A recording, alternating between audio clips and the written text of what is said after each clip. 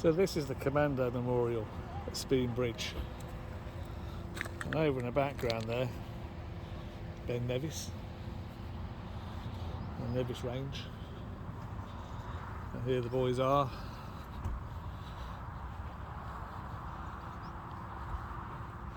Looking out over the Cairngorms.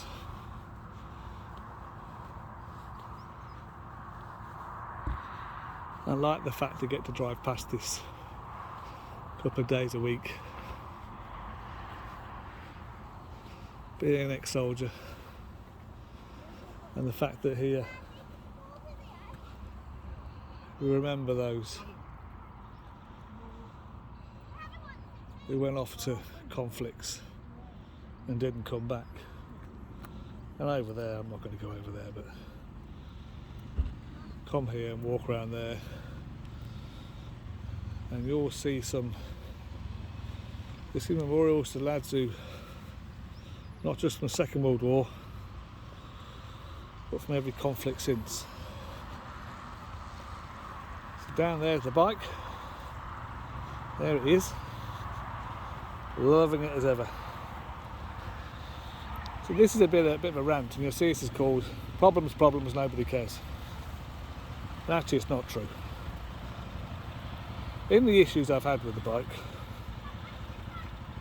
one thing I've actually found out is BMW do care. When I complained to them and they followed up, and they actually have shown they do care. And they're trying to sort out the TFT, and they've got pride in their work, and they want to do something. I wrote to a lot of people to try and get some help, and overall pretty much nobody cares, and I can see it for a lot of people because outside of the industry they've got other probably more important things. Yeah. The people who should care should do more. Motorcycle journalists. I'm not going to name them. I wrote to a few magazines and publications in the UK. Not only did nobody care enough to look at these issues, nobody could be bothered to even acknowledge the emails. And the amazing thing is those who are outside the industry, everyone acknowledged my emails, wished me well in trying to sort the problems. Everyone except the motorcycle press. A guy called Stuart Fillingham, who does a vlog on YouTube, talks a lot about Royal Enfields, and he did a piece a while ago about the motorcycle press in the UK and how irrelevant they are, and I thought it was a really interesting piece because I subscribe to at least one magazine, and it's okay.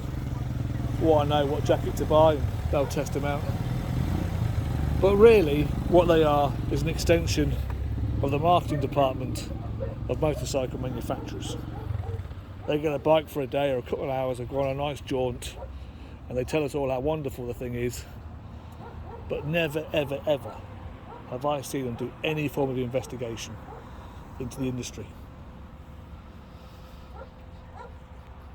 This flap issue, exhaust flap issue, doesn't just affect BMWs, it affects other manufacturers as well, namely Ducati.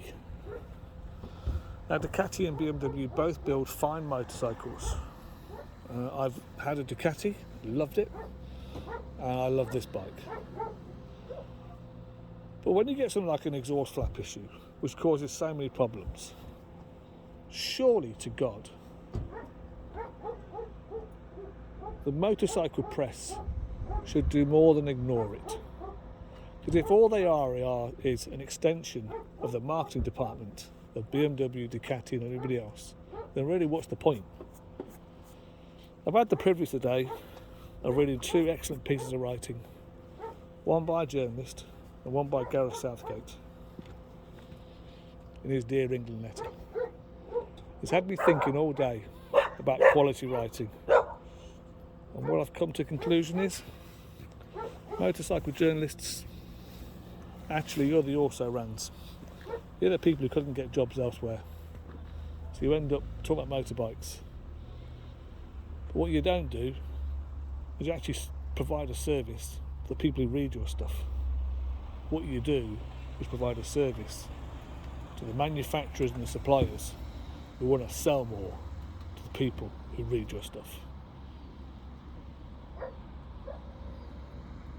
And that's a shame. Because the one thing I've learnt in the last couple of months, since I've been talking to people, these issues are global. Bar South Africa, I have to say. Don't seem to be any problems in South Africa. But these issues are global. And let me tell you, there's no one out there fighting for the people who actually part with their money.